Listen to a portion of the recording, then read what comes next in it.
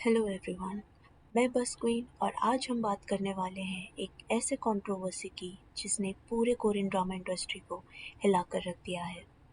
किम सो Yoon, जो कि South Korean drama industry के one of the highest paid actors में से एक हैं, जिनको हमने popular shows it's okay to be not okay और क्वीन ऑफ टीयर्स में एज अ मेन लीड देखा है। इन्हीं शोज के कारण ग्लोबली भी किम सो यून की काफ़ी फैन फॉलोइंग है। पर ऐसा क्या हुआ कि ग्लोबली फेमस किम सो यून को पब्लिकली आकर जस्टिफिकेशन देना पड़ा। मार्च में होवरलैब नाम के यूट्यूब चैनल और गारो सेरो यूट्यूब चैनल पर कुछ वीडियोस अपलोड होती हैं, जहां ये क्लेम किया जाता है कि किम सो यून किसी एक्ट्रेस के साथ 6 साल के रिलेशनशिप में थे, जहां पर ये एक्ट्रेस और कोई नहीं, किम सेरोन थी।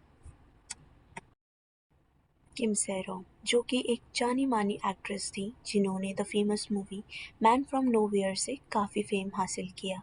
लेकिन अनफॉर्चुनेटली 16 फरवरी 2025 को किम सेरोन अपने ही अपार्टमेंट में डेड मिलती हैं, जहां कॉज ऑफ डेथ सुसाइड बताया जाता है। लेकिन ये कंट्रोवर्सी तब बढ़ी जब होवरलैब ने ये क्लेम किया कि किम सो यून ने किम सेरोन को तब डेट किया था जब वे एक माइनर थी। वीडियोस के अपलोड होते ही fans were trying to find the answers, जिसके कारण किम सो यून की एजेंसी गोल्ड मेडलिस्ट को सामने आकर क्लैरिफिकेशन देना पड़ा, जिसमें वो बोलते हैं कि किम सो यून ने किम सेरोन को 2019 से 2020 के बीच में डेट किया था, जब वे दोनों लीगली अडल्ट्स थे। अपनी क्लेम्स को स्ट्रांगली प्रूव करने के लिए होवरलैब ने कुछ फोटोज भी पब्लिश करी, जहां पर किम सेरोन और किम सोयोन को साथ में देखा गया। यहां पे ये क्लेम किया गया कि किम सेरोन इन फोटोज में माइनर थी, लेकिन किम सोयोन की एजेंसी यहां क्लैरिफिकेशन देते हुए कहती हैं कि ये फोटोज 2019 से 2020 के बीच में है, जब किम सेरोन एक अडल्ट थी। इन्हीं फ़ोटोज़ के साथ एक लेटर भी पब्लिश हुआ, जहाँ पे ये क्लेम किया गया कि ये लेटर किम सो यून ने अपनी मिलिट्री सर्विस के दौरान किम सेरोन को लिखा था। हालांकि लेटर की बात करें तो लेटर में कहीं भी किम सेरोन का नाम डायरेक्टली मेंशन नहीं है। इसके बजाय सैरो नैरो नाम के किसी पर्सन को ये लेटर लिखा गया था। यहाँ पे बिगेस्ट क्लेम ये किया गया कि सैरो नैरो और कोई नहीं बल्कि किम सेरोन का ही निकनेम था, और किम सोयून ने ये लेटर किम सेरोन को ही लिखा था। वहीं गोल्ड मेडलिस्ट कंपनी क्लैरिफिकेशन देते हुए बताती है कि किम सोयून ने ये लेटर अपने करीबी को लिखा था and not to any lover. अगर हम किम सोयून के बारे में बात करें तो she was an actress under the Gold Medalist agency.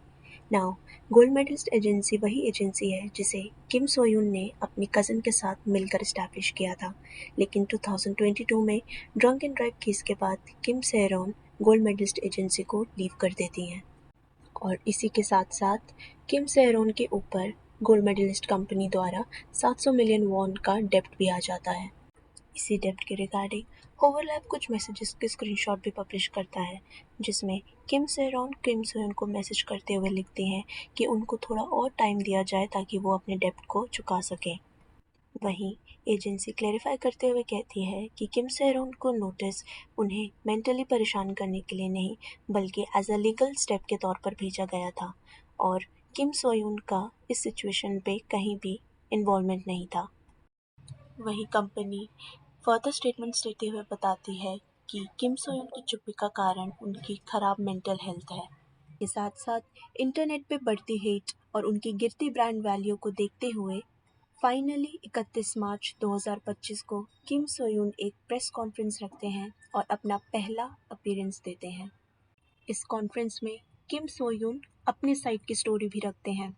वे कहते हैं कि किम सेरोन ने लास्ट ईयर अपनी और उनकी एक फ़ोटो अपलोड की थी, जिसके कारण काफ़ी सारे र्यूमर्स आ गए थे, पर किम सोयून ने इन र्यूमर्स को कम्प्लीटली डिनाई कर दिया था, क्योंकि उस वक्त उनका drama queen of tears air हो रहा था और वो नहीं चाहते थे कि किसी भी तरह का र्यूमर का इफ़ेक्ट उनके ड्रामा या फिर उसकी पॉपुलैरिटी पर पड़े। पर वो इस कॉन्फ्रेंस में क्लियरली एक्सेप्ट करते हैं कि उन्होंने किम सेरन को डेट किया था, लेकिन जब वो एक अडल्ट थी।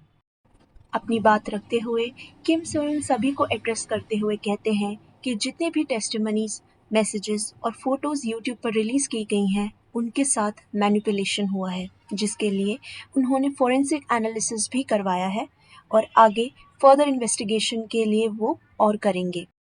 ओवरऑल अगर किम सोयून की प्रेस कॉन्फ्रेंस की बात करी जाए तो वे फाइनल स्टेटमेंट देते हुए कहते हैं कि वे उस चीज़ को कभी एक्सेप्ट नहीं कर सकते जो उन्होंने कभी नहीं किया।